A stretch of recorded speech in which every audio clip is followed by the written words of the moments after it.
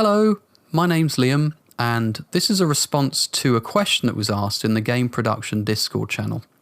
And the question was very simple. It's, let's talk about estimating work as a game producer. How do we estimate work? And a little bit of detail into how people do that. And so there's been a discussion. But I really feel very passionate about this subject because I think it exposes, if you were to step back, an enormous amount of questions, an enormous amount of teaching material, if you will, that can help you estimate work afterwards much better. And I think we need to look at some of the problems that come from just estimating work, particularly if you're a new games producer and you've walked into a new job and you're told, okay, you're let's say an associate producer. Every day you need to go around and let's say you are looking after the art team, and you have to go around the art team on behalf of the senior art producer, and you have to go and find out how their work's going. So you start doing that and you go, hello, how's your work going? And they say, well, I told you at the last stand up I'd need another 3 days. Looking like I need another 3 days. I've done another day on it, but it looks like I'm going to have another day more because of some problems that have come up. Or they'll say finished, or they'll say I'm waiting on somebody else and they're off ill. Or they'll say et cetera, et cetera. So you'll go around every day and you'll talk to people and then you'll report that up. And maybe you'll do it during a daily stand-up and you'll say during a daily stand-up, okay, I need to go through, let's say, Jira. I need to go through a Jira board. Here's the Jira board. Let's go through everybody's work. And you stand 20 people in a room and you go through all of their work and you just move things around on a Jira board and you type things. And anything that doesn't fit with what you were expecting becomes a big problem for you. And you're like be questioning people and saying, well, why is that different to what you said? Now, I want to step back from that and go, let's look at why we're actually doing this and who we're doing it for. And let's say use a product management approach of always questioning what's the problem we're trying to solve. So what is the problem we're trying to solve? Why are we estimating work? And you might say, well, that's obvious, isn't it? Of course we're estimating work. If we don't estimate work, how are we going to know if we're going to be late or not? And I would say to you, well, yeah, that could be true if you're doing it the right way. But let's face it, if you look at the problem that the game industry has had with crunch and with games being delayed and with this and with that, you could argue that there probably could be a problem with how we estimate work and what we do with it. And as I say, if we step back and say, why are we doing it? We can have a look at some questions around that, like, well, what happens if we don't do it? So what would happen if we just let a team of, say, a cross-departmental team of a mix of, say, design, art, engineering get together and they're working on a feature together and we just let them get on with it. And we say, we're not going to estimate your work. We'll come back in, say, the end of 2 weeks and see how you're doing. In the meantime, you just get on with it. Well, that sounds pretty exciting, doesn't it? They're a self-autonomous team. If you're on an Agile methodology, you'd be saying, yeah, cool. That's what we should do. We should let them commit to achieving something and let them get on with it. And then we can check back and they can show us what they've done after a few weeks. So what's wrong with doing that? Why aren't you doing that? Why aren't you just letting a team of people get on with it? Why are you chasing them every day for an estimate? So that's interesting. We'll come back to that. Maybe you're looking at, say, an engineering backlog and the engineering team say, look, just leave us alone, right? We're working on systems. It's really hard. Don't worry. The design team have told us what they need and we've gone and we've talked to all the different people. We don't need you to come to us every day and ask us how we're doing. It's annoying. Or maybe in the art production case, you're going around artists who don't want to be interrupted. They just want to be let on and get on with their work. So why don't you just let them get on with it? And these are very valid questions. You have to think about, well, hang on, what am I doing this for? So let's look at who you're doing it for. Who are you reporting to? And why do they need your estimates? What's so great about the estimates you're getting? Well, maybe you're reporting to a senior producer. Maybe you are a senior producer and you're reporting to an exec producer or dev director. Maybe the fact is that you're estimating for people or for roles who are going to use those estimates in a way that will propose a trajectory to the leadership team and say, as a result of these estimates that I'm getting off of different people, I can tell you now we're going to be late by 6 months. Or I can tell you we're going to need this skill set at a certain time in the future. Or we're going to need to consider bolstering this team. Or this team is just not working well together because look at how long they're taking to do things. And so you need to know why you're doing a thing and who you're doing it for and what problems you're trying to solve. And really, from a project management standpoint, you can say, well, it's simple, isn't it? We need to make sure that the scope of work is understood and that the teams are working on these and individuals are doing the right things. And without producer walking around, they just go to pieces. They can't do it. They're so used to being told what to do and to just get on with it that if we weren't there, they'd just be like headless. They'd be running around panicking. So they expect us to be there every day and they expect us to help them and guide them and blah, blah, blah. And that might be true. So it's important that you know who you're reporting to. I have producers reporting to me in the past whose job isn't to estimate work. Their job is to go and talk to people in order to find out how we are all working together, how we are collaborating across teams. And those problems of collaboration and coordination are usually much more difficult to solve than simply going around estimating work. So that's interesting too, right? We'll come back to that. So let's look at what stage of a game we've reached. When you are looking at estimating work, it's very important that you change the way you do that and the manner of your approach and the manner of the information you're gathering based upon the stage of a game. So if you're at concept stage, you might not need to estimate work at all, which is a shocker. You might need to step back and go, look, we're trying to come up with an idea for a game. We think we've got a good idea. We've got a small team of people from different disciplines working together. They're having a great time. They're really passionate. They're going for it. The last thing they need is a producer going, well, I'm going to come and ask you each day how long that's going to take. Much more useful is a producer is asking them, how long is the discovery phase going to take? Or telling them, you have got 2 weeks and I want to see results at this point. And the results should be within this scope and should accomplish this. And these are the goals. And you're solving these problems for me by doing that, by demoing back to me. And these are contextually, you're describing with these goals what it is they need to achieve. They're not just making an entire game in the concept phase or coming up with just say a great way of shooting a gun. They have to accomplish certain things. There is a Gestalt view of that. There is an encompassing view of this is where we're going with this. And so this is where the concept of some of these like concept, pre-production, production sets, some of these phases come from, where you have a green light phase where you say, we need to tick a whole bunch of boxes. And if we haven't ticked those, we can't really move to the next phase. So for example, you don't want to go straight to full production conveyor belt mode if you haven't really nailed a whole bunch of things that are happening in the phases beforehand in a traditional game. So you need to know this. You need to know the stages because it dramatically affects why, again, you're going to estimate and what you're estimating. So there's a big difference between, even with pre-production, there's a big, and live ops and live content, there's a big difference between the conveyor belt of just saying we need 3,000 assets, go and tell the art team to outsource, and that negotiation versus somebody in the design team is having a bit of trouble and needs some help from an engineer, and they're at the concept stage, and it's really important we give them that help. When's that engineer free? That's not about work estimation necessarily, but you need to have it in your head because it affects why you're asking questions and what questions you're asking, and if you should even estimate work at all.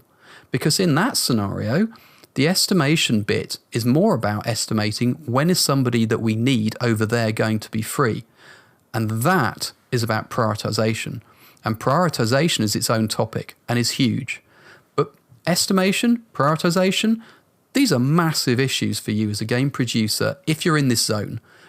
if you're a producer who doesn't have any project management necessity at all, no demand on you to do this sort of thing, go watch something else. But I'm assuming that this is of interest to you. Now, that's the stage of the game, but there's also the kind of game, right? If you're making a mobile game and you have a product manager riding your ass going, get me these, I've got to get this out as quickly as I can. I've got a live game out there. We've done A/B testing and we need to get these things changed. We need to pick this instead of that. Just get the dev team on it. Go, go, go. It's really vital. We're losing millions. Go, go, go. Then that's, again, a totally different scenario in which the estimates are very meaningful if you have those estimates at a certain level. And the estimate there is, when can the team do it? And again, you have to look at priority and say, so you say we're losing this, but if we don't finish the work that they're currently doing, and if we don't disrupt them, they're going to achieve this other thing that you said was even more important. And that, again, is about value. So when you talk about priority, you're also talking about value and cost. So again, different topic, but it does influence when, where, why, who, how, etc. when it comes to estimations as well. The scale of the game you're making is very interesting here. AAA versus indie. If you're indie and there's, say, 20 of you and you're making a game, as a producer, the last thing you want to do is go around disrupting people just for the sake of a daily estimate. What you want to do there is you want to be able to contribute positively. You want them to be happy you come and talk to them. And that's not about estimating work. That's more about, what are you dealing with at the moment that I can help with in terms of collaboration and cooperation, and where there's work that needs to be done by somebody that's holding you up and I can go and have a look at that for you, etc., etc., etc. So by looking at this estimation sphere, you can see it touches upon a lot of different functions of a producer and how you can be adding value. AAA, I mean, let's face it, when I say AAA, what I really mean is you're making a big-ass game and there's hundreds of people and it's going to take years. That is so intricate and complex and complicated and requires so many people and so much money and so much risk. It's where estimation really has a lot of value to add if you do it properly, because of the extrapolation effect. Because when you're looking at, say, using Jira, Handsoft, whatever, to track your work, and your view is coming upwards, and you're looking at what's the impact of this person or this team being ill, being late, being early, working on this and not that. You can see it. It's a domino effect where there's a team that's failed to produce something because they've been allowed to, say, this isn't always the case, it's just an example, but say they've been allowed to go off and work on something that wasn't really needed, or they've worked on something in the wrong order and you've been merrily estimating work, but it's for something they shouldn't really have been doing. When you pan back and have a look at what that means, what it means is it's having a huge impact on other teams. And that's the domino effect that can really make games late and even lead to crunch culture, where you have to just catch up.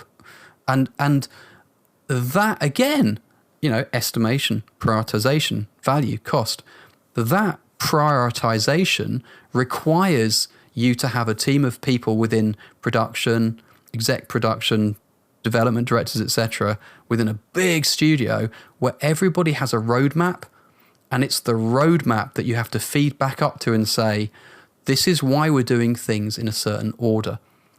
And again, estimating work there is more about the communications that you have with the people above and around you. I use above, but when I say that, I'm, the traditional hierarchy.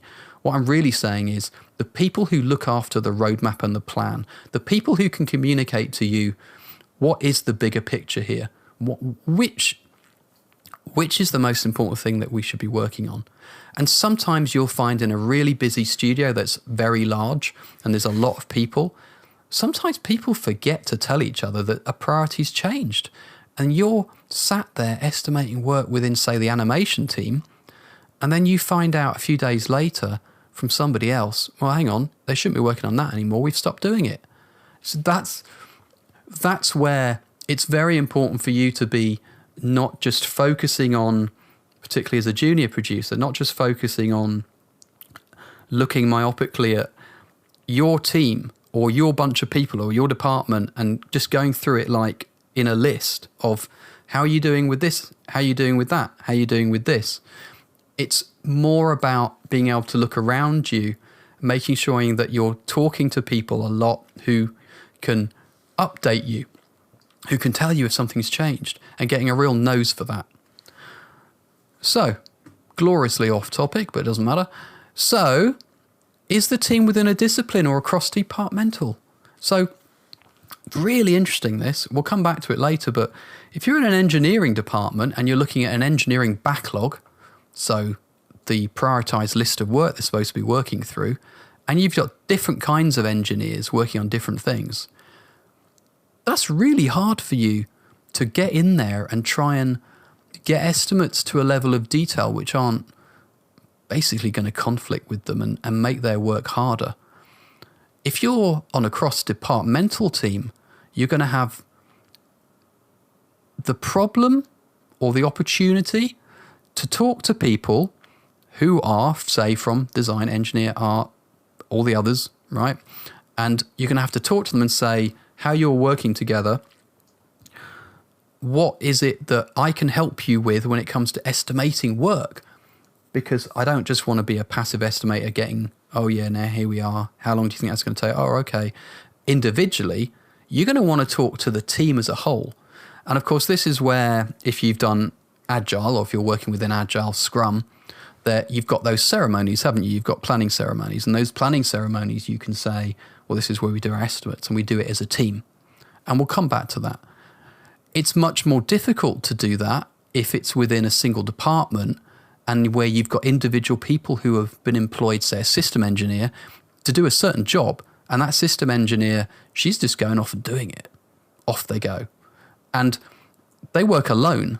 And that's really, really exciting because you have the opportunity there to explain to them what the impact of that work is on others and to do it in such a way that doesn't give them a nervous breakdown.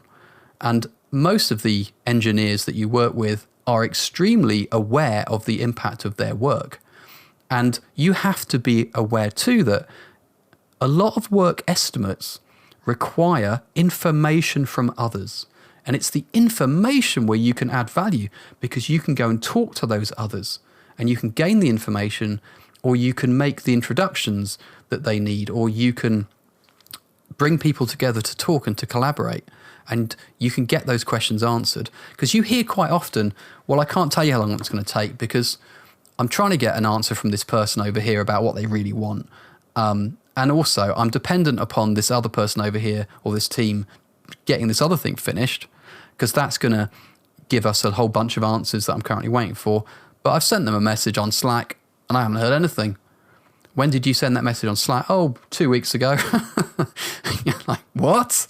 So that's where you can really help, right? If you've got a good relationship with the people in your team and you understand what their personalities are like, then you can go off and find that information.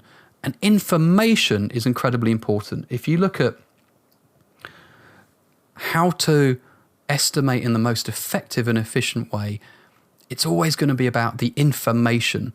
How much information can you gather to make a decision at the last moment? So in fact, estimation requires accurate information. And accurate information comes from you having that production mindset of who to talk to, when to talk to them, what you need to talk about, if it's better you doing it, or if actually you need the knowledge experts to go and talk to each other. And then, of course, how do you get those people to talk to each other in a way that is positive? Because sometimes people just don't really know how to talk to each other. Sometimes they do. It depends how experienced they are. It depends on their personalities. But it's that sort of thing where you can add a lot of value. So, what system are we using to record estimates? Good old Jira, I bet, for a lot of you. Jira, I love Jira, right? But it's only because I know how to use it. If you don't really know how to use it, you probably hate it. Maybe you use other things. Let's face it, there's bucket loads of systems that you can be using. But actually, the system that you use will influence the kind of estimation that you're working on. So Jira, for example, and we'll come back to this one too, you can probably see it in the box below actually, is Jira kind of forces upon you a certain way of doing things, even down to hierarchy, right? Agile hierarchy, for example. Other methodologies don't. Sorry, not methodologies. Other systems don't. Other systems are quite happy for you to do whatever you like. But the system itself is going to influence you, right? There's a whole philosophy around this of system thinking where people go, the system that you build will influence how you solve problems and will influence your behavior. And you need to think about that too. It's like, well, am I only actually doing it this way because we're using this system?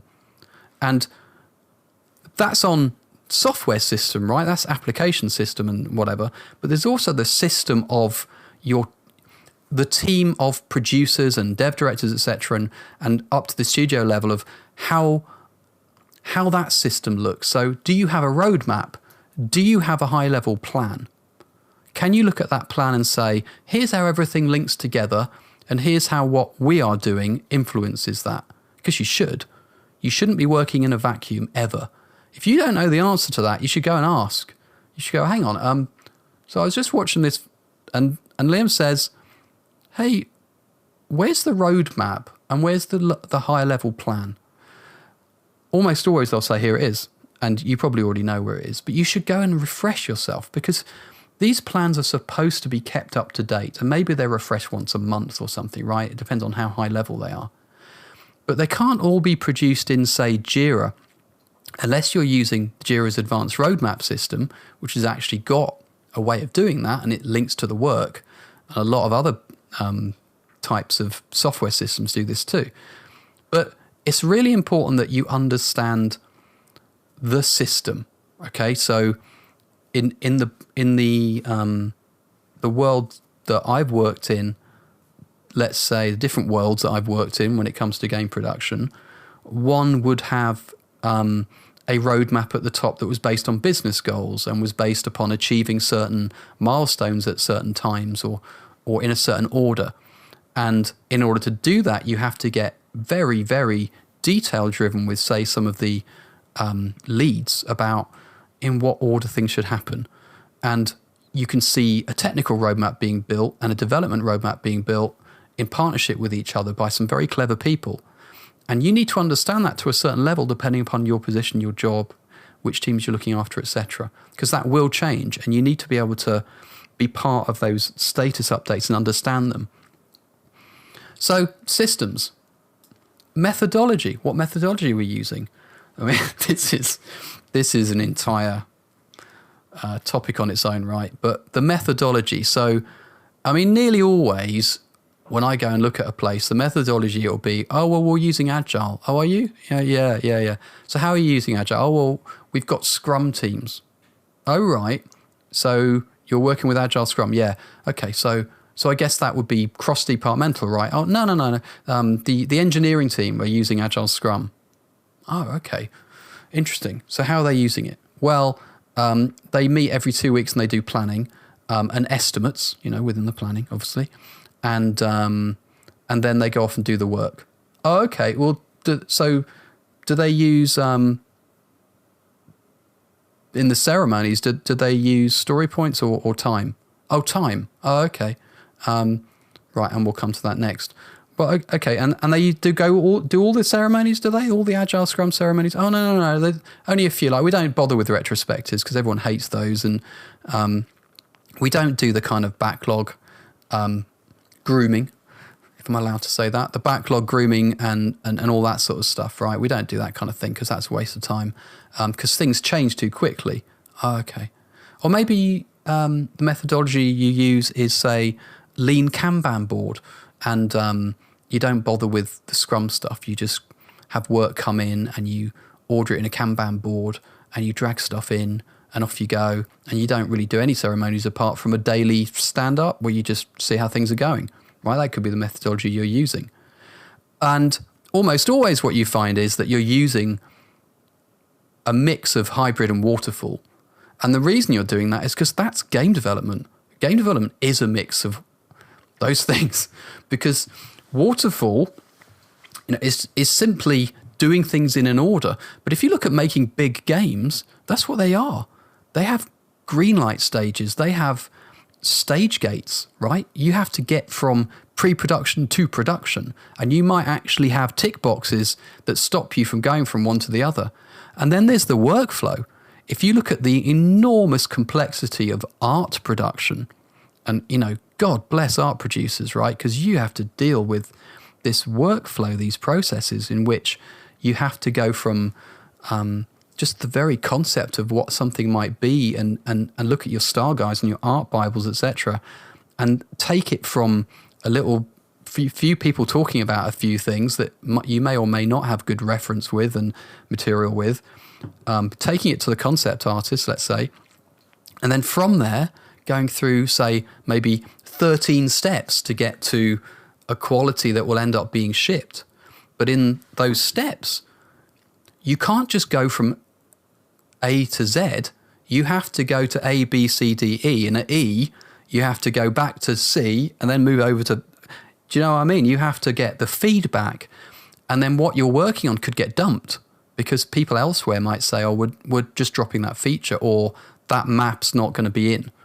And you need to deal with that as well, right? And so it's incredibly important to know that it's different depending upon what you are working on and where you are working and all the other things. And this is that helicopter view that will make you a better producer when you're then going back to estimates.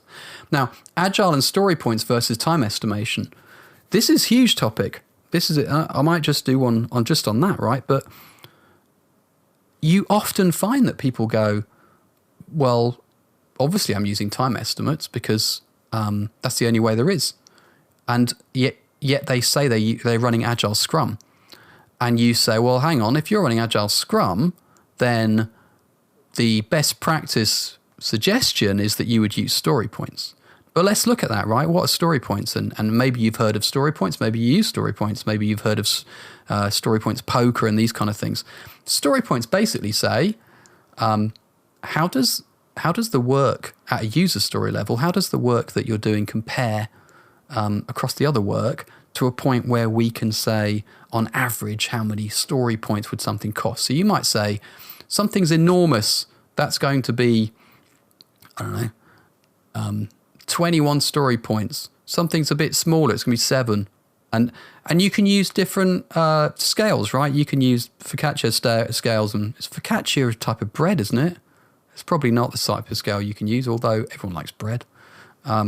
But story points, you can use scales, you can keep it simple, you can do poker.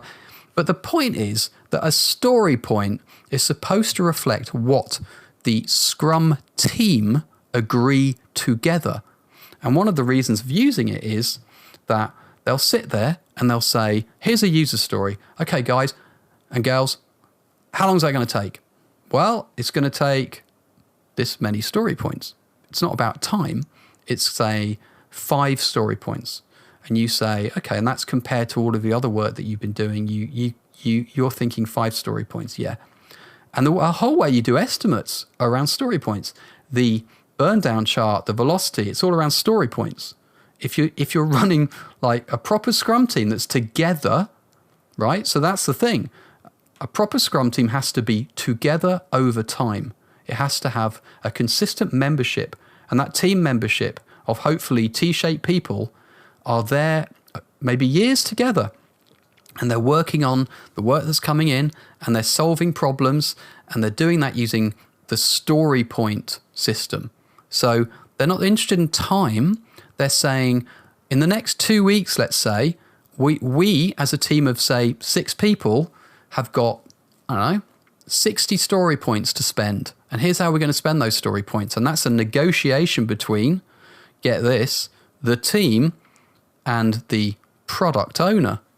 Now, of course, we're already talking about roles which don't tend to exist when you're really in the ground, right, in the weeds of game production. The product owner role is usually like, what was that? And you've probably done an Agile course and about being a Scrum Master, maybe. And you go, well, I'm a producer, but an accredited Scrum Master. Are you? Oh, that's good. So a Scrum Master is a member of the team. A Scrum Master isn't a project manager. There's no such thing as Agile project management because you don't have projects. When you look at, and that's, by the way, going to get me in trouble for saying that, but it's true. If you look at yourself as a Scrum Master, an accredited Scrum Master perhaps, good for you. An accredited Scrum Master is a member of the development team. And that member of the development team enables a lot of things and can help train up the team and how to perform Agile better, etc., etc. But think about it. The role of a Scrum Master can change. Somebody else can do it tomorrow. You might work in a team where Scrum Master changes once a week, right? So actually, it's the product owner role that's far more interesting for a producer because the product owner role is the one that interfaces with the customer and the business and the team and then makes calls on priority, and is the final point of saying, well, actually, we're going to do this. This is the biggest priority. And thank you for all your feedback, but this is what we're going to have to do. The role of product owner is incredibly important in Agile methodology. So if you're using Agile methodology, probably you don't have a product owner, and probably you might not even understand what I'm saying. But story points, you probably don't use them. But you should, apparently, right? If you want an Agile Scrum team that's doing things in a best practice mode, you probably should use story points. I'm using the word should because, there are different people thinking different things. But story points are there for a team that's going to be together and have the same team members and are going to learn together how they estimate work. So that's where story point poker comes in, because you have people going, well, I thought it was going to be 3 points and you've said it's going to be 7. Why?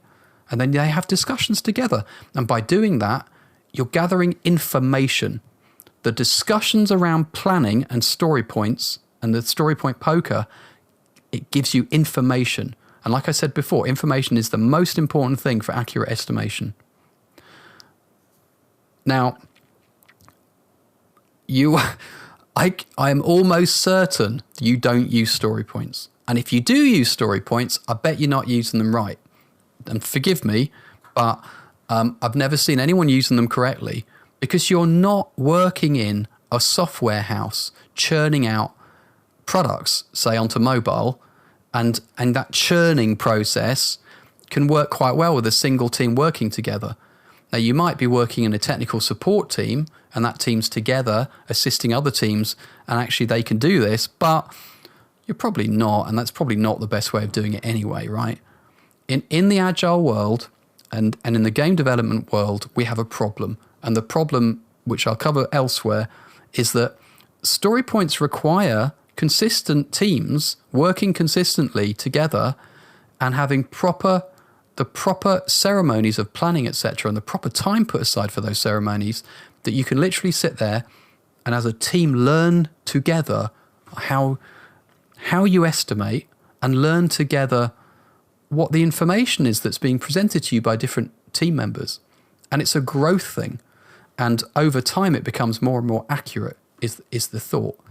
And it's what builds the velocity picture and the burn down picture and or the burn up picture and all of that stuff, right? What makes that work in an Agile team.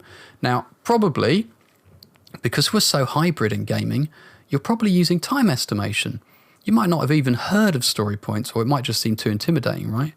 But time estimation, and we'll move to inefficiencies, time estimation is basically wrong. You should always start from the premise that it's inaccurate, because it is.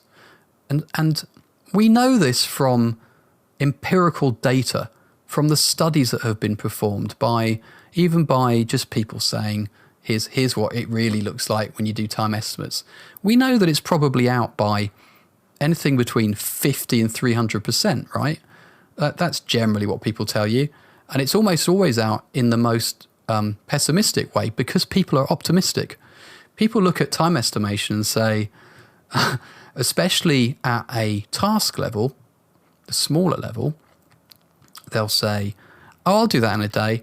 And a day later you come back and they say, I haven't started it. It's like, well, but that was your top priority. Oh yeah, but something else came along. And then they start it and they go, oh, do you know what? actually, I did it in 10 minutes. And you're, oh, I don't think I've got 10 minutes in my system. I'll put half a day. Okay, yeah. And then don't get me started on extrapolating things like that, right? But you think about it, even the estimation system itself has to be able to handle this kind of change and the kind of inefficiencies that come in. But the inefficiency of somebody's cognitive ability to guess how long something's going to be is really something that we need to get into, and we will shortly. But top level estimations, right? So if we look at top level estimations, or if we look at task by task estimations, top level is where you're looking at a roadmap. It's where you're looking at epics, if you wish, or above. It's where you're saying the combat system, right? or you're looking at even things like an entire level. I mean, it depends, right? It depends what game you're making. And you might say, well, it's the first time we've tried making a level, but we reckon we can probably get it now that we've got everything else ready. We can probably get it from grey box to a good enough state to be put in front of people in about 3 weeks. Oh, okay. And 3 weeks might go by and it might take 5 weeks. But then the next time that it happens, it's a bit more accurate. There's more information, right? You get more feedback. You're more confident. But the first time something happens, you're not that confident. And that's a lot like setting up a new Agile team. The first time you try and do things and estimate things together, it's rubbish. But it gets more accurate as time goes by because you have more information, more feedback, more confidence. You can see where the problems are, etc., etc., etc. So the very ironic piece to take from that is that the more time goes by, the more accurate time estimation can become. To the point where art managers, if you have such things, can produce incredibly enormous spreadsheets, particularly if they're like, say, outsourced managers, incredible spreadsheets full of thousands of items that need to be made, where they can estimate quite accurately based upon having made games before, based upon how work's going at the moment. They can compress that information down and say, this kind of item being made to this level of quality is going to take this long to get to this phase or to go through these phases.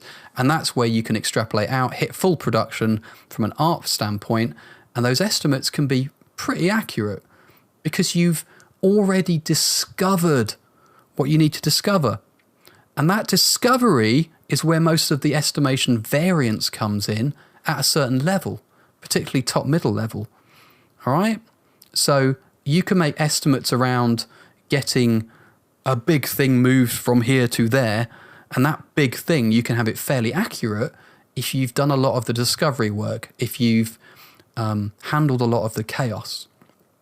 If you haven't, if you're still at this discovery phase and you're still trying to work things out, your estimates are going to be off. They're going to be wrong because you haven't got the information. And if you think back to any Agile training you've done, a lot of Agile is about get the information. Just like lean methodology, a lot of it is about wait until the last moment, gather the most information before you make a decision.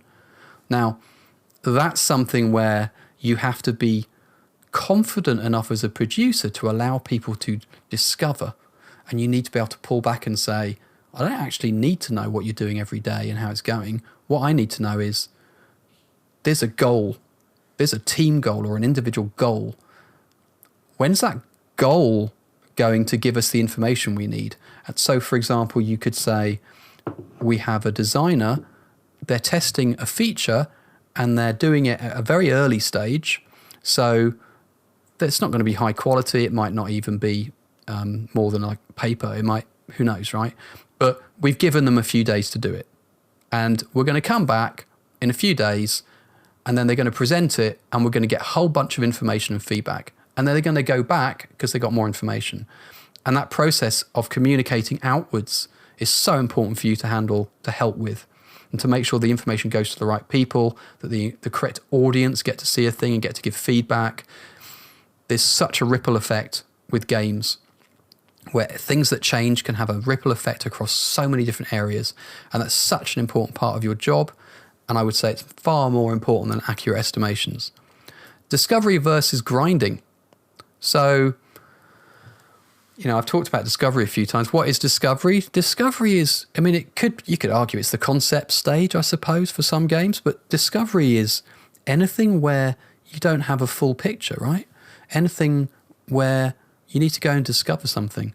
It's heavily used in product management, but let's say you've got a game that's launched and it's, say, a AAA shooter and it's, an FPS, and it's out there, and you're selling season passes, let's say, and you discover that, as usual, gamers are very clever at gaming the system and they found something that they can exploit, and you need to go off and discover.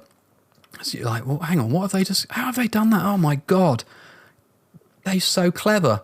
I'm sure are the words that you would use. Those clever gamers, good for them. And then you have to go and say fix an exploit. And you have to go off and find it. And I've seen this 1,000 times with, say, security, where a security team or a security head has had to go off and go, we've got a security exploit. I need a bunch of people to come and help me. Okay, who do you need? Well, I probably need these good people. Oh, but they're our most senior, best people. Yeah, that's right, because it's a security exploit. And I need them really fast. Right, okay, that's a priority. Off you go. How long do you need them for? I have no idea. What do you mean? Well, I don't know what the problem is yet. I need to go and find out what the problem is. Yes, but give me some estimates. Well, I don't know. I can't give you any estimates. What, so you're going to take people and I have to tell all the people that they're working for that we have no idea when they're going to be back? Yes, that's right.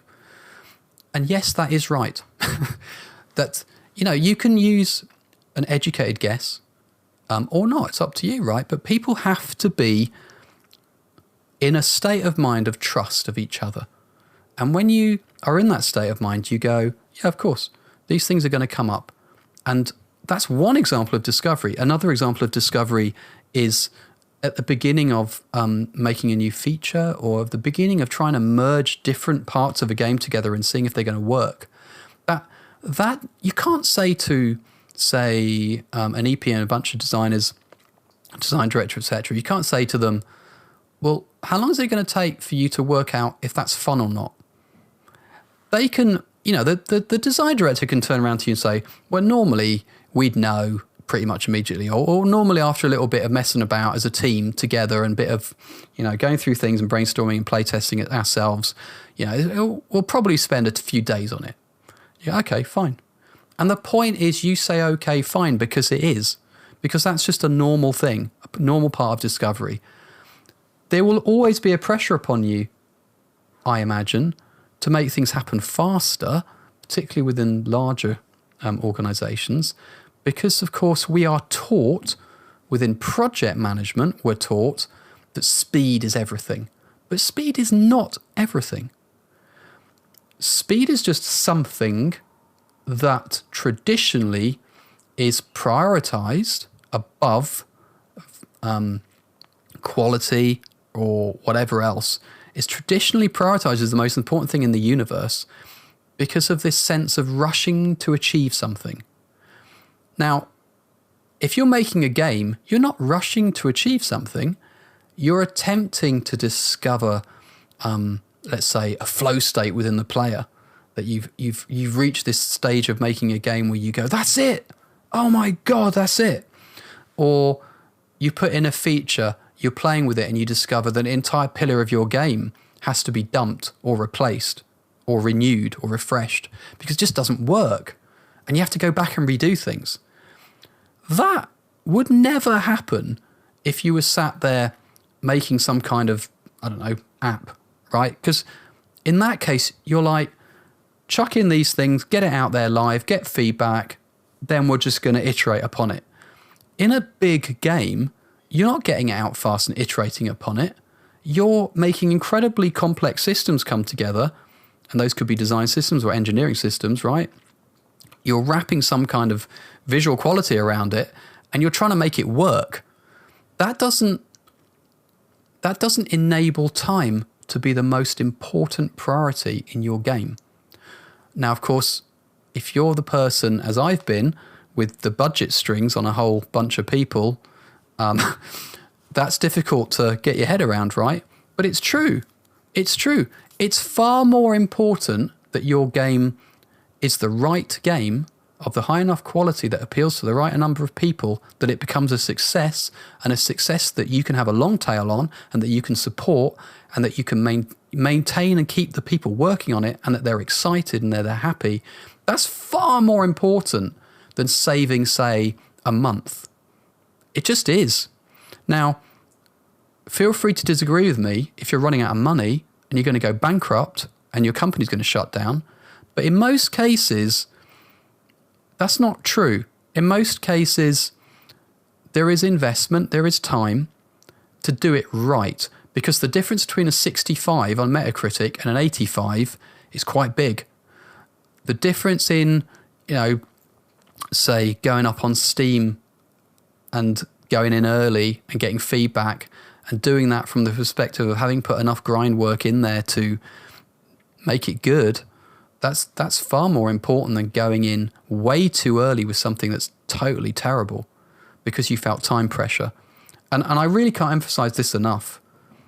There's a lot of work that some people have done who are very scientific around things like queuing systems and how to make products very quickly and things like that, who have discovered, right, that there's no point just emphasizing time. It's not all about time.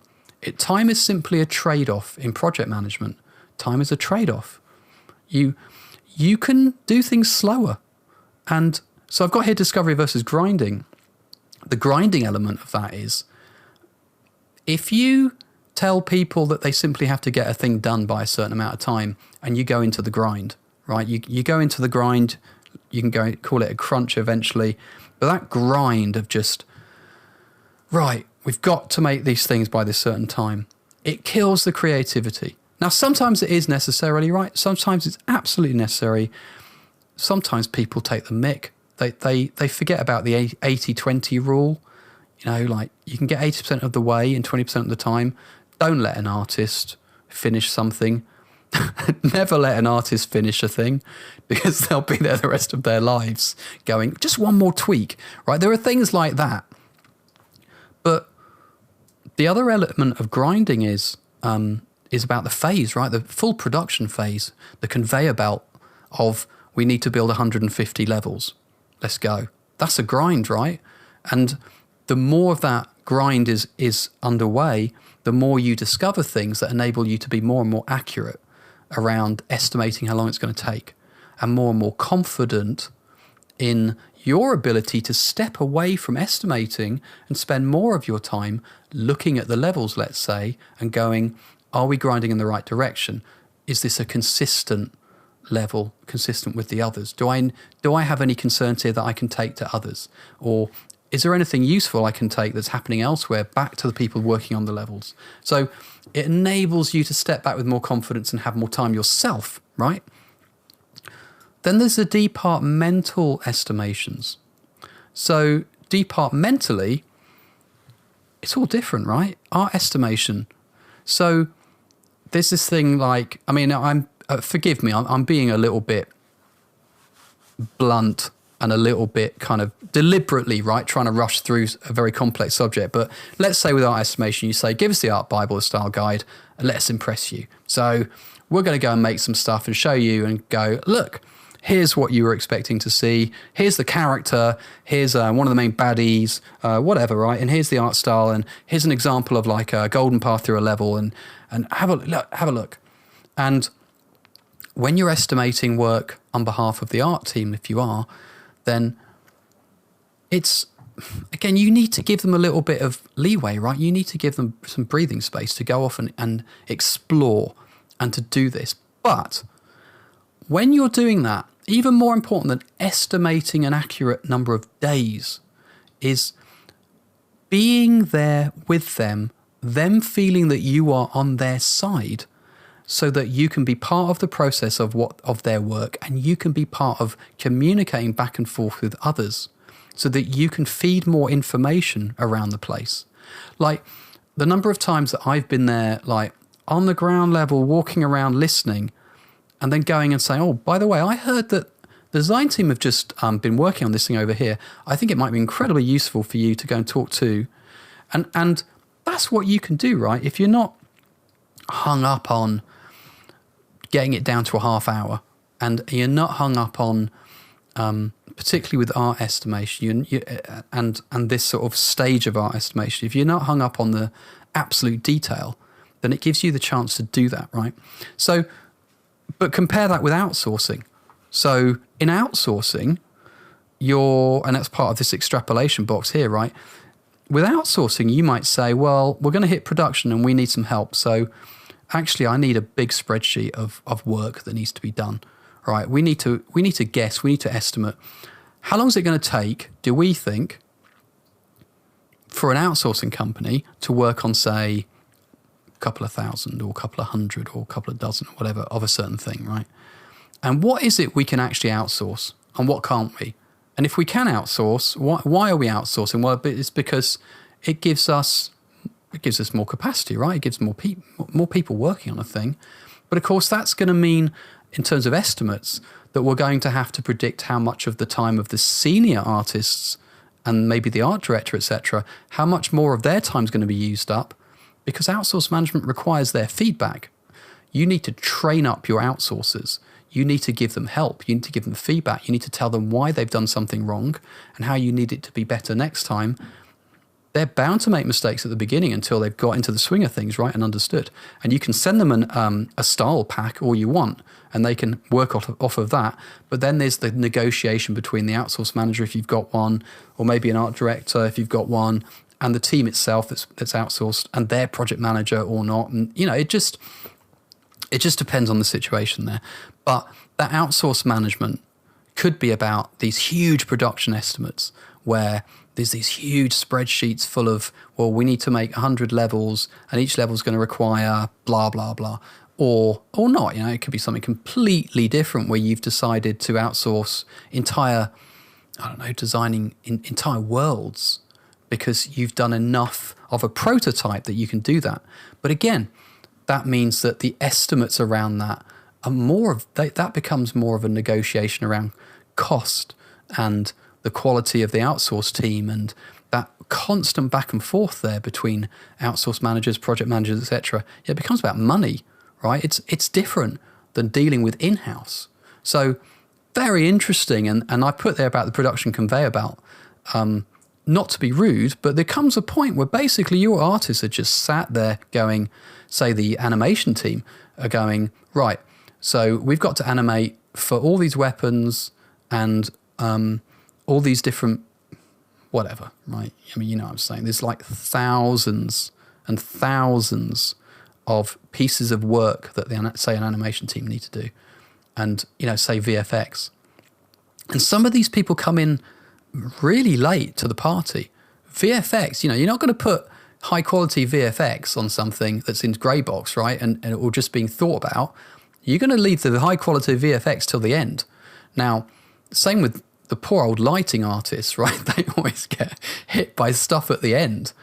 Now, estimating that, again, you need to let them have a go and you need to give them an idea. But these are the people who are going to be put under the most pressure because they tend to be near a launch or near a particular milestone, right? And so the estimates there are more about, look, you might think it's going to take you that long, but actually it's not about you telling me, I'm telling you. The estimates for this can't take longer than this because this is how long we've got. And that's when they go, what?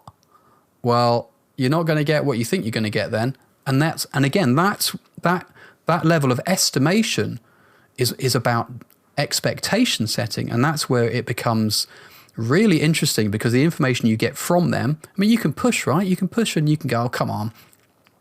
But it could expose a skill set gap, or it could expose that they need another person. It could expose a need for outsourcing or a need to borrow some people from somewhere else, right? I mean, I don't know what your situation is, but art as well it's so complicated when it comes to workflows. You might use something like Shotgun or whatever else and to track these things. And, the number of steps that need to be taken.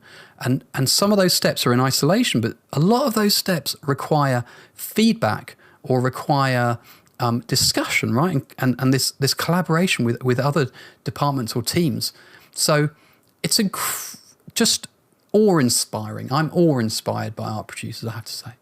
Design.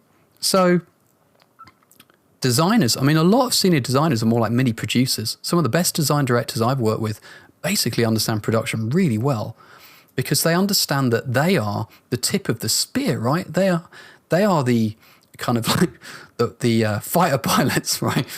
In a way of going, we're driving forward what we think the game should be. So here's what we think the game should be, and we're going to try out some prototypes, and we're going to try out some stuff, and then we're going to commit to it with, say, the EP and DD and the senior team, whatever it is that the greenlight process is, right?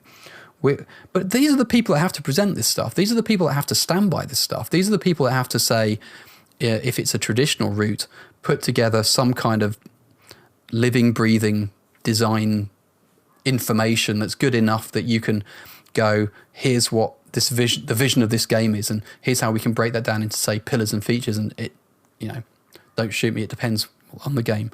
But the designers, it's very difficult to ask them to estimate something at the beginning.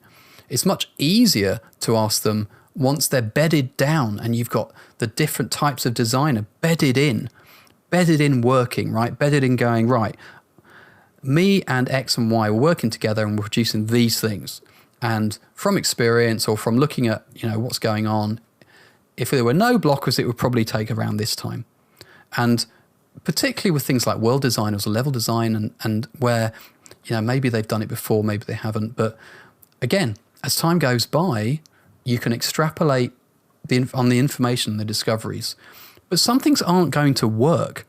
And that really happens a lot. That happens with design more than the other departments. You rarely see, say, engineering going, it's not going to work. We had a go, it's just not going to work. I mean, it happens, don't get me wrong, but it happens a lot more in design. Because in design, their job is to use the Agile term, fail fast, right? But their job is to get into this cycle of, let's try this out. Does that work? No. In our case, it's probably not going to work, but let's shelve it because maybe after we've tried a few things, it might. Let's try something else. Now, it's pointless you going in and trying to estimate at task level all of this stuff. So can you break down for me how long it's going to take you to do this stuff on the whiteboard as a team and then to write that up? And then to, once you've written it up, putting it into the document template form.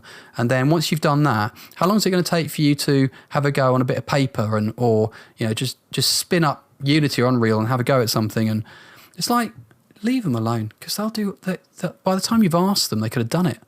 And so there are certain levels of design estimation where it's just not worth it. Just let them have a go. On the other hand, if you're looking at system designers who are, say, working through huge sort of, I don't know what a good example is now. Let me think. Well, yeah, just putting tables together for, say, enemies, right? Enemy AI, and just putting tables together of number of hits and damage done and whatever, right? Just that. You can do estimates on that, but they're probably going to turn back to you and say, bear in mind, we're not going to do this job once. This is a living, breathing document. This is going to change based upon information. And again, this is where estimation and information and prioritization are so important for you to bear in mind, because a thing can loop, right? Particularly in design, it loops. It goes, we thought we had it, but we don't. Or this is brilliant. Now let's try it elsewhere. And yeah, it works. Great. Okay. Well, it's going to be more work, but it's worth it because it adds this value. And it means that it becomes maybe it's our unique selling point now because we've had a go and we've realized that this bit of the vision, that's really our unique selling point. We've got to do it. But it is going to mean we're going to need certain skill sets in the future or outsource something or have a co-developer come in and help us. And that's the sort of thing where you can add a lot of value because you can go off and talk to the right people about what these discoveries mean. And they could, so, you can see a really exciting conversation going on in the design team. They're going, yeah, this is it. And then you go and talk to the engineering lead and they're like, what?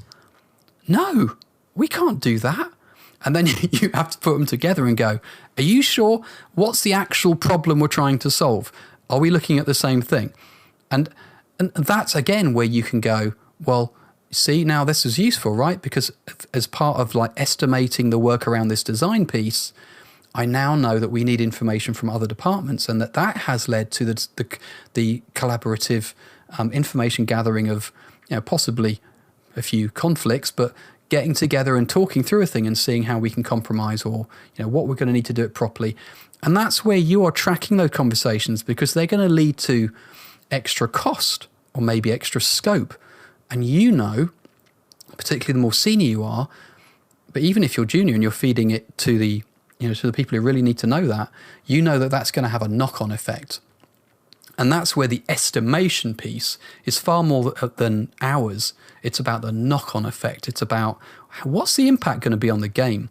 What's the impact going to be on the product, which is the game, and the audience, and the lifetime value, right? What value is going to be brought in by doing this thing versus the cost?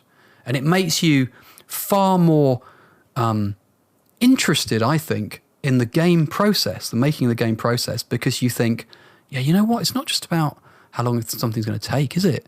It's about, well, why are we doing it? What value is it going to bring?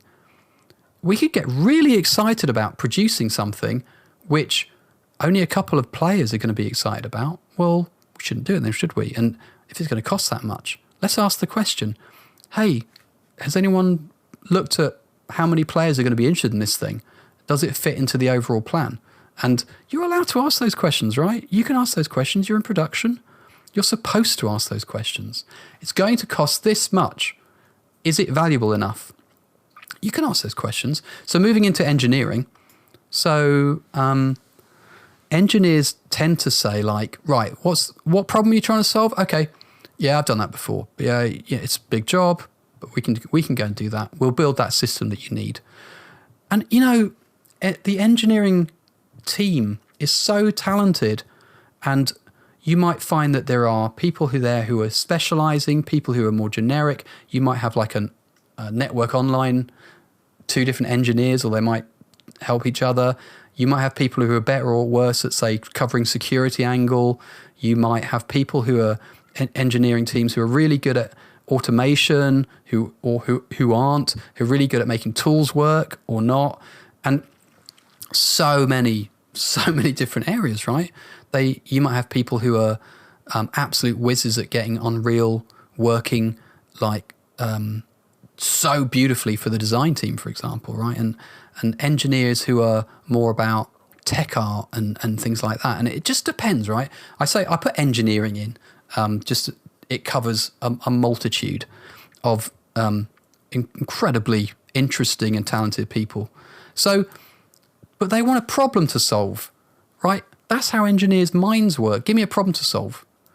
Now, usually the thing that will stop them from estimating accurately how long that will take is around dependencies. And it's the dependencies on other people. It's the dependencies on the information they need, particularly from, say, design. They might say, well, I'm waiting to hear back until I know more about this, or they haven't documented it properly. And that's where you can help again, because you can say, well, okay, your people are relying upon you in order for me to know a bit more accurately that I can feed back. I'll go and talk to them, and they'll go, yeah, okay, great. And I used the example before where you have to be aware of personalities as well. Some people aren't very good at talking to each other, right? And you can help there. That's great. That's part of your job. It's brilliant. Everyone's different. Help them.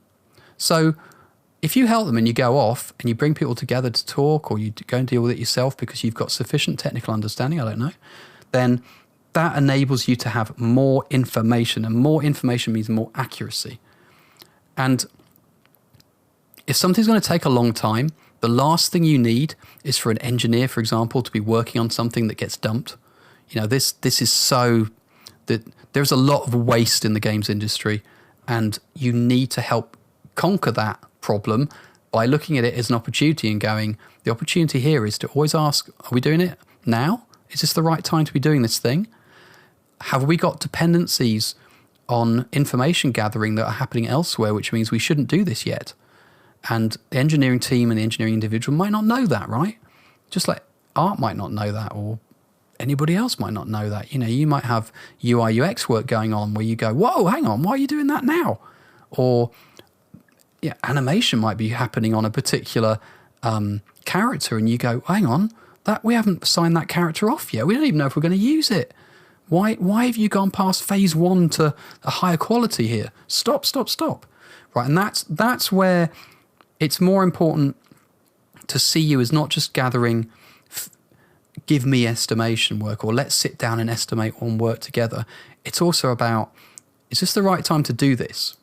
And if you really need all of that information and you're sat there waiting, doesn't that mean there's other priority work you should be working on? And if they say, well, yeah, I could do that, but if I do, it means that I'll be engaged on that bit of work for the next 2 weeks. And if this other thing comes in, I'll be told to switch to that. And I don't want to switch because it's a waste of time and I need to focus. And again, that's where you offer help and advice, because you're a producer. You go, well, okay, let me think about it. Go talk to people. Let's find out. And I'm not going to give you an answer to that question, by the way, because it depends. So roadmap versus plan estimations. So explaining the problem, and we will go solve it and build the systems you need. I've just put in the right one, right? The same thing again. Let me just get rid of that one. Sorry. So roadmap versus plan estimations. So it's kind of like the final piece of the puzzle here on a higher level is, if you're looking at roadmaps and plans, a roadmap, by the way, to be clear, a roadmap should not have time. A roadmap says, here's a rough order that we're going to do things in. And here are some milestones that we're going to try and pass through. And it's going to happen now, next, later, right? Roadmaps are all about now, next, later. And the later you are, right, the further into the future you are, the less accurate any estimates that could possibly be made anyway.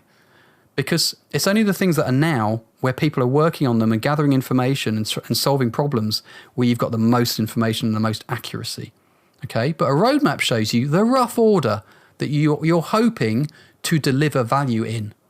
Okay, a plan is, well, how are you going to do that?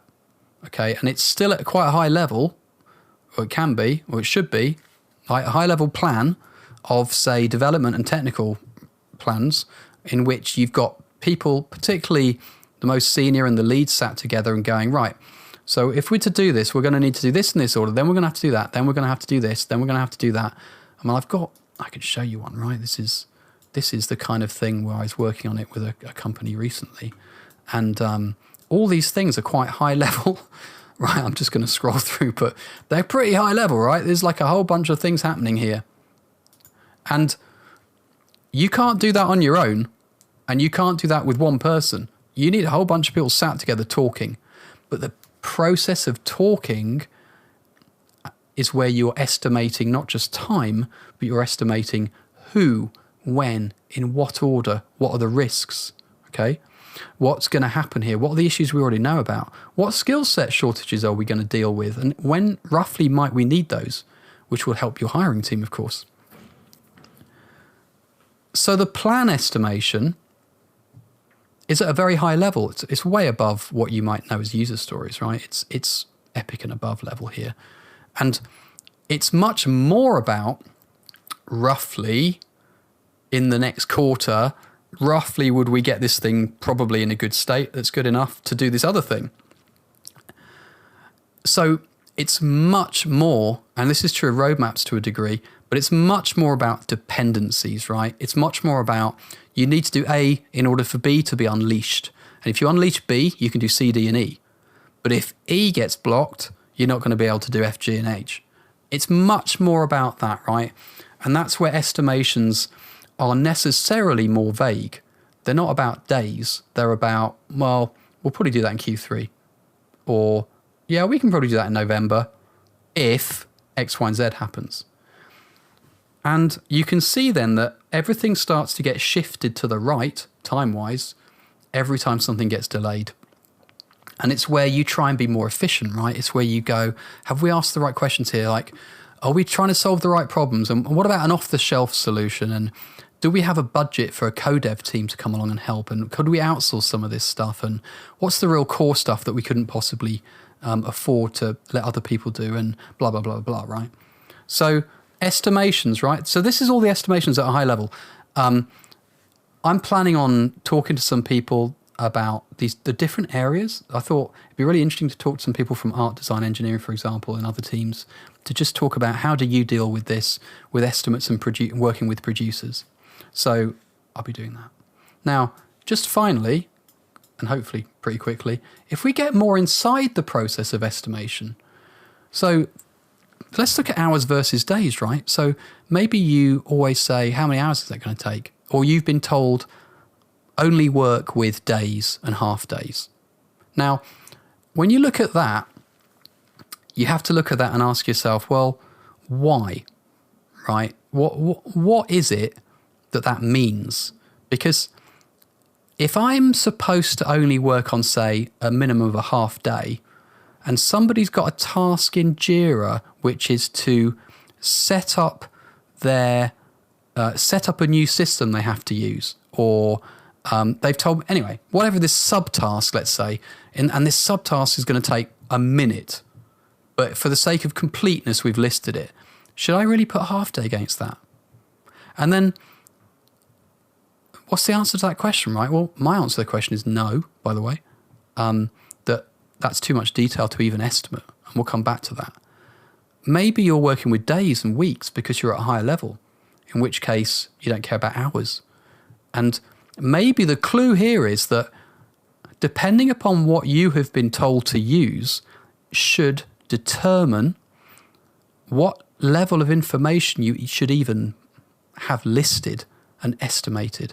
So the last place I was at, we decided we're not going to bother estimating below user story because there's no point. Because who cares? We just trust the people on the team. They're veterans, right? We just trust them. If they say a user story is going to take 3 days, okay, we don't really care. They're putting their subtasks in right underneath the user story because we were using Jira and like a hybrid system with Agile. And that's fine, they can do that because that's for the sake of them and their lead and others to know what's going on, right? And for them to track what they're doing. Fine, okay. But we don't need to know that. At an estimate level, it makes no difference to us. We'd much rather know the whole thing's going to take 3 days. That's fine. And it's no problem. And even if it means that as part of that work, they need to work with multiple people, across multiple people, again, we don't care. That's fine. Great. Well, we care that they need to work with other people because that's always where, priority tension can come in. But in terms of having to track an hour here or there, we don't care. So if they say to us tomorrow, oh yeah, it's going fine, I'm just waiting for so-and-so to become free, because once they've become free, they're going to do a quick bit of work, and it's holding me up, but I've got something else to work on, or it's holding me up. And you go and talk to the other person and say, I'm really sorry, it'd be great if you could unblock them. And they go, oh, I didn't realise I was blocking them. Yeah, of course, I'll do that right now while you're waiting. Bang, done. And you go off and tell them. Or, that's my perfect world, right? It might not work that way. Were we told to build in admin time or be strict to the work? Now, that's a very confusing sentence that I should probably rewrite. But what I mean by that is, countless times I've seen this, is you come in as a new producer and you're told, go and do estimates. We don't do less than half a day. Don't worry about it. Just put half a day, right, on something if it's small. But just ask them how long it's going to take. And you walk up to someone, you say, how long is it going to take? And they say, well, hang on.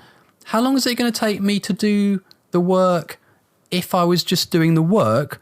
Or how long if I include meetings and having lunch and going to the toilet and walking the dog? And you say, do you know what? I don't know.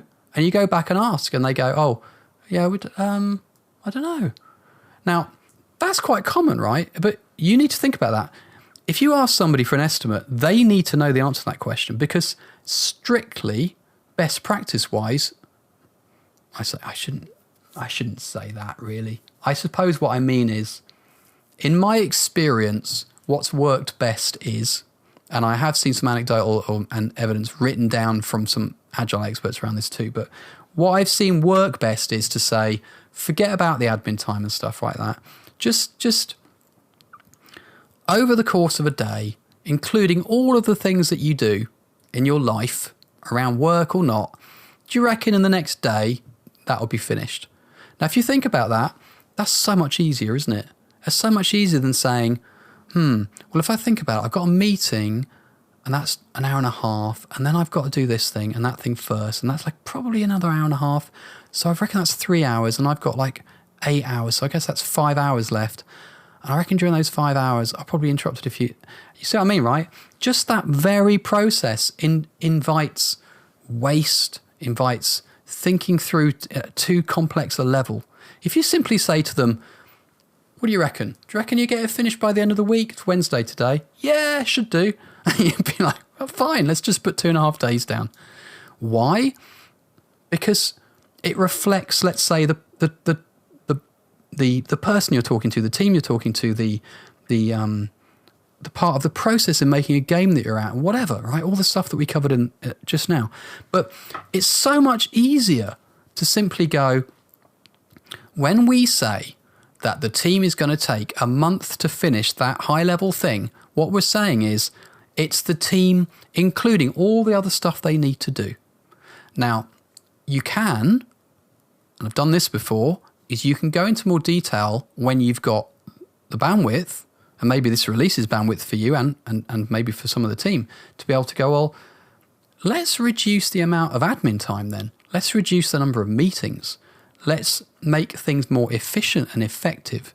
Let's say to them, well, you don't have to turn up to this 3-hour session that happens once a week that is for everyone in the company. And in fact, in your case, you don't need to, or whatever, right? You can work through it with them, and you can say, let's reduce the admin time. Because the alternative to that is you have to do this weird tracking of estimated time that they've got to work during a day. And it could be like 0.6. You go, I've only got 0.6 of a day because I'm a lead, and 0.4 of my day is on lead stuff like meetings and planning. And because we don't track my work that I do planning, it wouldn't appear. And it would appear like I've got too much time. So I've only got 0.6, right? And if you talk to a director, they go, well, you can assign some work to me, but it's not accurate to say that I've got 22 days a month. It's got more like about 2, because nearly all of my time is spent being a director doing director stuff. And a lot of that is stuff that you don't list as tasks at any level, right? It's just stuff that I'm paid to do, that I have to do to make the game. So if you go, well, forget about all of that, forget about trying to track that, just, okay, you're really busy, but we've asked you to review some living, breathing documentation that people in your team have written. Can you go and have a look at it? When do you reckon it'll be done? And they'll go, well, I reckon it will be done over the next few days. So just put me down as like 3 days. And what does it tell you? It tells you not how long it's going to take. It tells you when something will probably be finished. Okay. And that leads to the next point. Are we using the time remaining or total time used? And even that, I could add to that. Are we using a deadline date? Are we not? Now, most people don't use a deadline date, or they completely use deadline dates, and that's more about how they've set up their tracking system. So they might have set up a tracking system and gone, well, in order for my tracking system to show what I need it to show, I need to have a deadline date. And therefore, I now have to ask everybody on the team when the date is that something will be finished. And then my system will calculate how long that means it's going to take. Now, you can see there, that leads to a lot of problems, right? Because you're enforcing a way of doing things. And if you are not transparent to everybody that that's how you're doing it, it will appear that people are taking a very long time to do things just because you've set up a deadline system, a deadline-based system to track your work and the work of the team. So just be very careful, because people will make assumptions around that.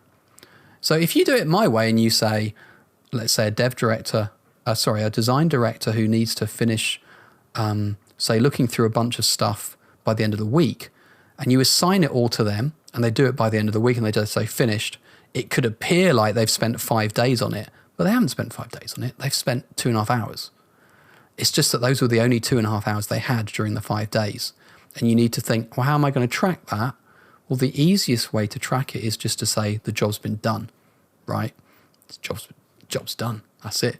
And then it depends upon how your system works. Now, maybe you've got project managers or you've got dev managers or whatever who can help you go understand how the system is set up and how to best accurately track that.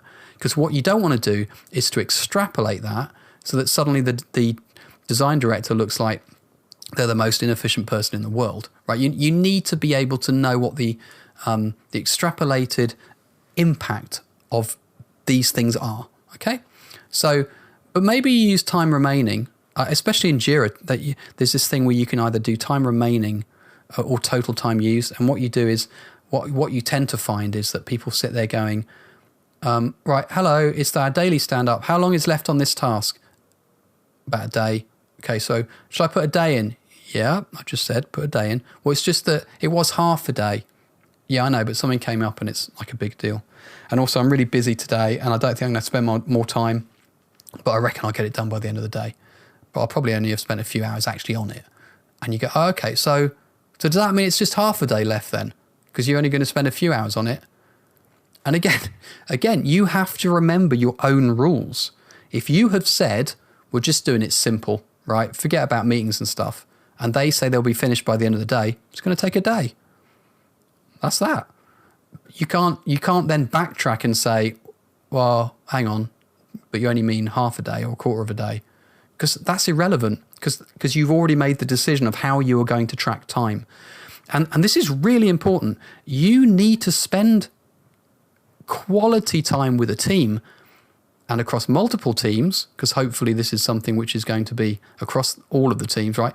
To explain to them, here is how we track time. Here is how we estimate time. When I ask you a question, here's how you need to interpret that question. So it's really important that everyone's on the same page, because otherwise people will be estimating based on going, oh, I thought you meant if I included like meetings or if I didn't include them and whatever, right? You have to be consistent around that. Now, time remaining or total time used, you have to, again, it doesn't matter what you're using here. It matters that they make sense. It matters that the way you use them and the way that is then extrapolated is logical, right? It's maths, but it's a lot more than maths. It's something where people can look at a thing and go, well, hang on, they spent how long on that? 30 days. It was only supposed to be 2. And if you then explain, well, it wasn't really 30 days. It's just that it took 30 days, but they only actually spent two days working on it. And they might say, well, why didn't you just track how long they took on it? Why have you tracked the total time?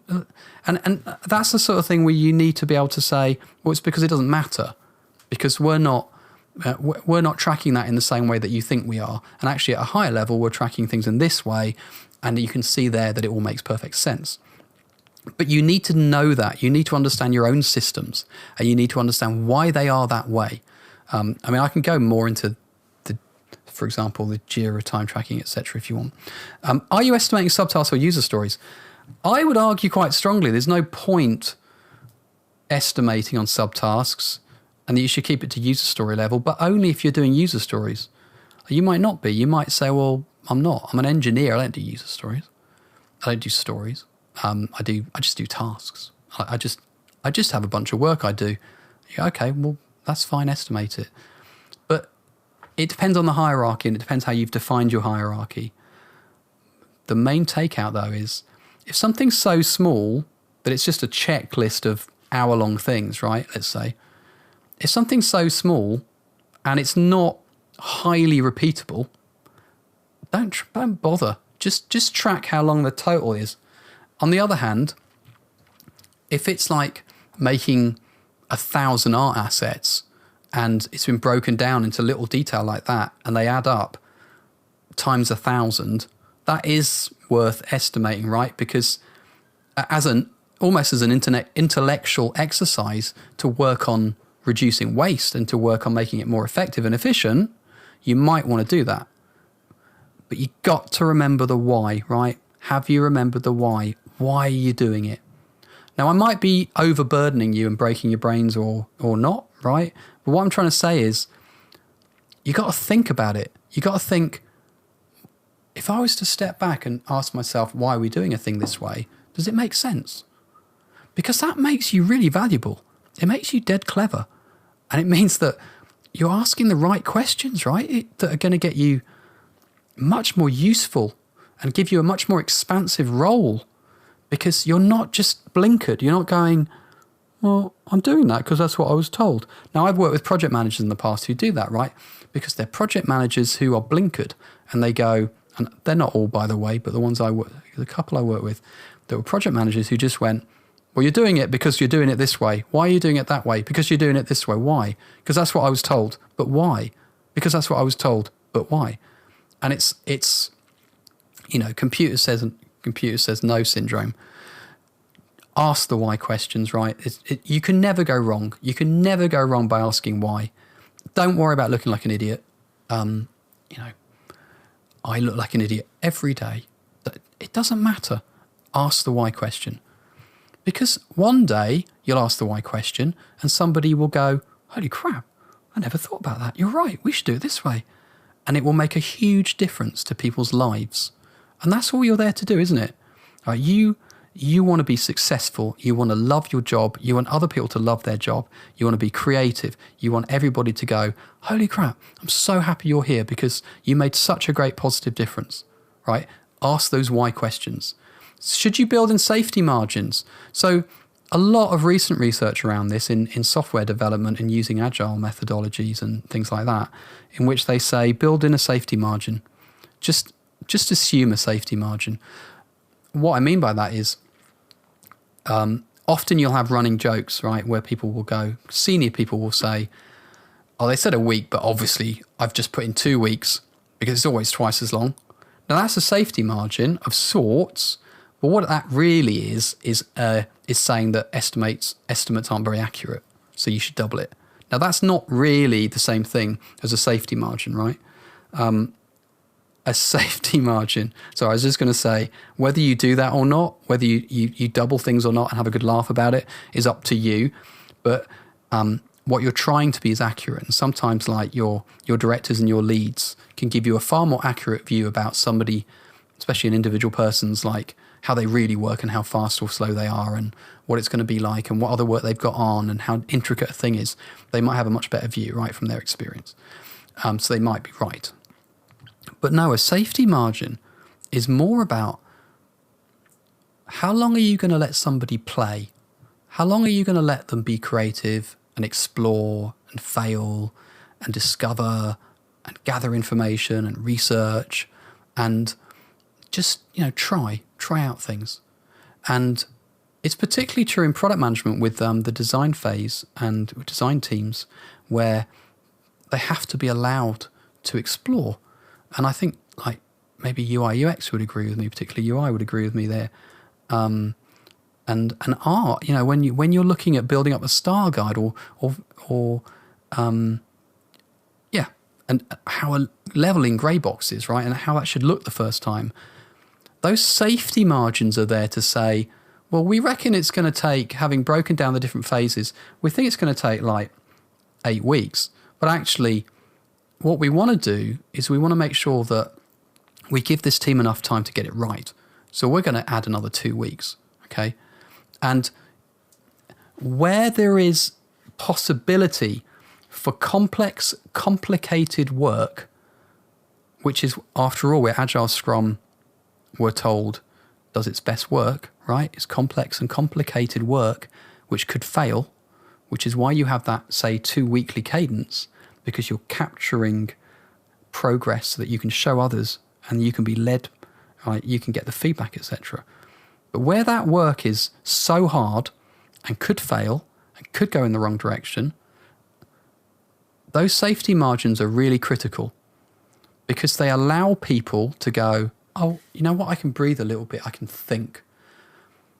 The worst kind of job is the one where really, really creative people or just really talented, skilled people don't have the time in the day to just sit back and think, what is the problem here that I'm trying to solve and what about if I was to try that? Because they're so busy, right? They've been just compressed so much into going, you must be working.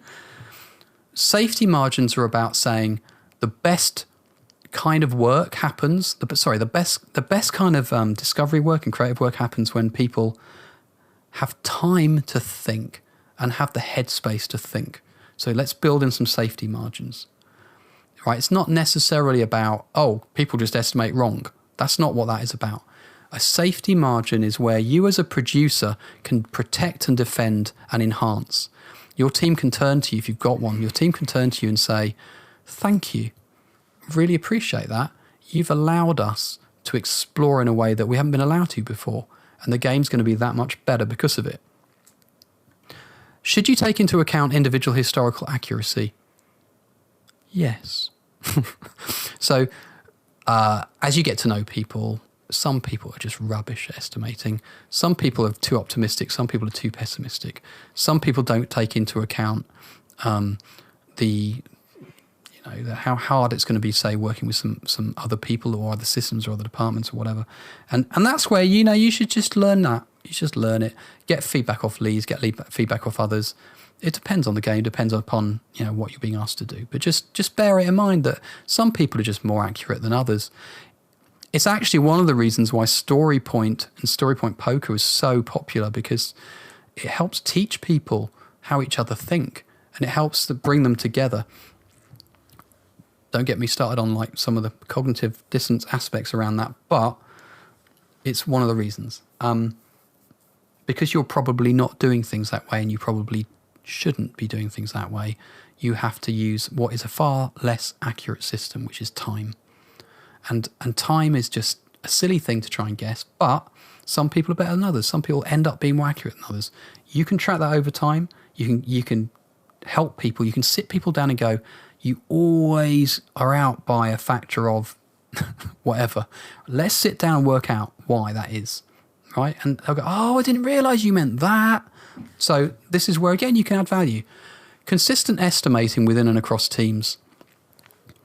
You don't want to be doing something that is different from others too much, because it all adds up over and across teams to the bigger picture. So if you're doing things in a way which no other team is doing, and your estimates are completely different from, say, other teams, you want to be really careful, right? I mean, the easiest way obviously, to just talk to the people, the other producers at different levels about how they're doing things. If you've got a development manager or a dev director, just talk to them, right? Just say, can we use this as a standard? It's been really useful. And they can go, yeah, let's educate, let's train, let's put people together in a room and just explain at the next, say, stand up, put some time aside to just explain how we're doing things, right? Because just be consistent. It's obvious one, but you can forget sometimes. And the reason you can forget is because you're so busy. But you're going to be less busy every time you think about things like this and take action, because it will make the job less chaotic, right? It will build in less risk. It will reduce risk, I should say, and it builds in its own safety margin around your sanity. So is this helpful or hindering? Whatever you're doing, is it helping the team? Is it helping the game? Is it helping people? Is it helping whatever? Or is it hindering those same? So just because you think you should estimate everything down to the nth degree, are you right? Are you actually just pissing people off? Are they groaning every time you appear, right? I mean, that's quite usual in a fun way, but you don't want it in a serious way, right? You want people going, oh God, it's you again. Is that time of day, is it? Where I'm supposed to give you an update, right? You want it to be a positive experience in which they can go, I'm actually really happy to give you an update, because you don't ask stupid questions. You don't want too much detail. What you're asking me is, how can you help me? Just like a Scrum Master is trained to do, right? It's trained to say, how can I unblock? How can I help unblock? Just like a product owner is saying, hey, do you need any more information off the customer? Right? You can do that as a producer. You can do both those things. You can help. So help, don't hinder. And don't get too tied up in the detail around estimation, except at certain times, right? So there are certain times where you should get tied up, because there will be certain times when the production staff as a whole and the development management as a whole are going, right, we are working on the roadmap and the plan. We need to gather everybody together. You need to go off and get that information, right? You just need to get the best estimates you can. But remember, that's at a higher level. So those estimates can be far safer because they are much more about you exposing through discussion dependencies. And it's the dependency tracking which is the critical part of working collaboratively. And it's where you can really add value and where you can actually learn so much. So I've got this learn through listening final point here. You can learn through so much by shutting the hell up and listening. Now, obviously, you can tell I'm not very good at that because I talk so much. But I have been known to shut up and listen. When you shut up and listen, it's around saying, please educate me here. I was expecting that to take that long. You're going to say it takes this long. Just talk me through that. Oh, I see. I didn't realize that. Aha. So I could actually help you if I went off and did that thing. And oh, I see. So you need that information. You're waiting. So if I actually went off and then you learn a lot about game making as well, right? Depends on the department you're in. And while I've been talking a lot about as if you're making a game, your game might be live, right? Your game, you might be a live ops producer. You might be looking at the next quarter's worth of content and how it needs to be made, and you've got deadlines. And you might be saying, well, that's all very well, but I've got deadlines, right? These estimates need to come in.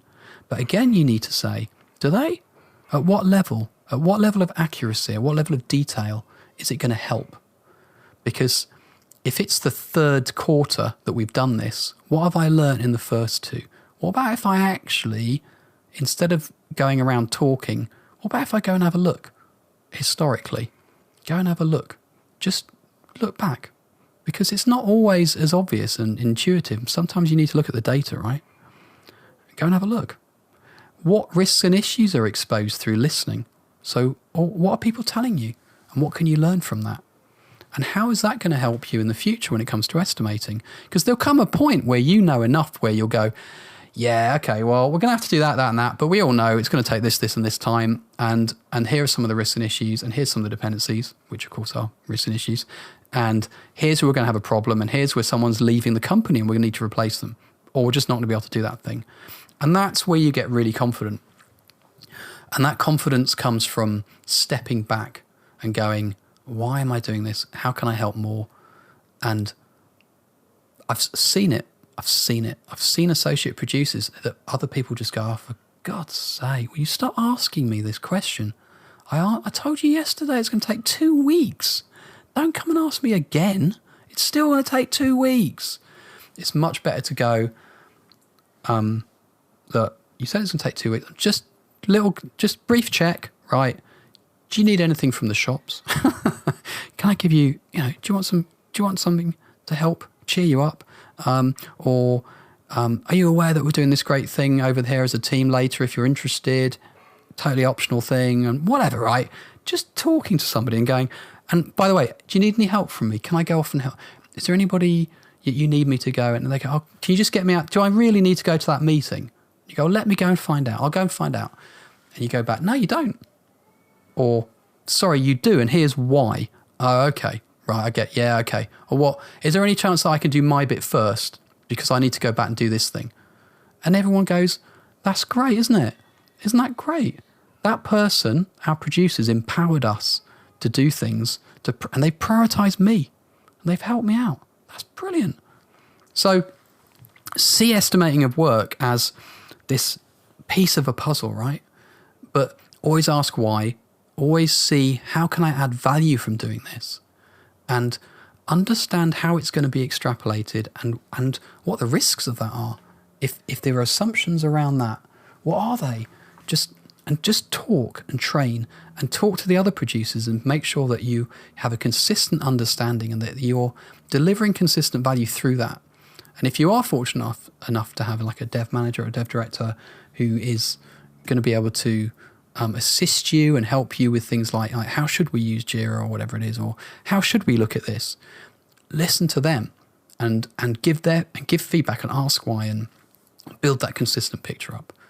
But this is my first go at this. I'm sure it was way too long, and I'm sure it meandered, but I did my best. If you've got any questions, let me know.